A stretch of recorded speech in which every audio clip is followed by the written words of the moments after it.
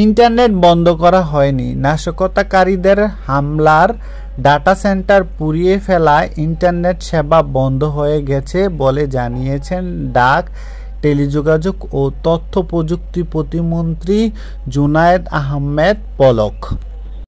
শনিবার ২৭ জুলাই রাজধানীর আগারগাঁওয়ে ডাক ভবনে প্রধানমন্ত্রী আইসিটি উপদেষ্টা সজীব ওয়াজেদ জয়ের ৫৪তম জন্মদিন উপলক্ষে সারা দেশে ১ লাখ গাছের চারা রোপণের শান্তির জন্য বৃক্ষ অনুষ্ঠানে প্রধান অতিথি বক্তব্যে তিনি একথা বলেন।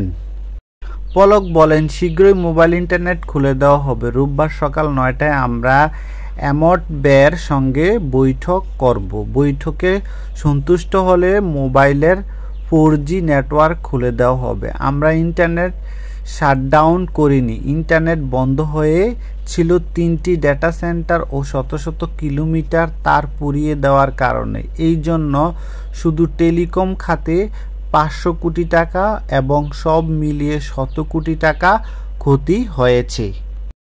অনুষ্ঠানে বিটিআরসির চেয়ারম্যান প্রকৌশলী মহিউদ্দিন আহমেদ বলেন, টেলিযোগ খাতে আঘাত আসার এখনও কিছু ক্যাশ সার্ভার মেরামতের কাজ চলছে।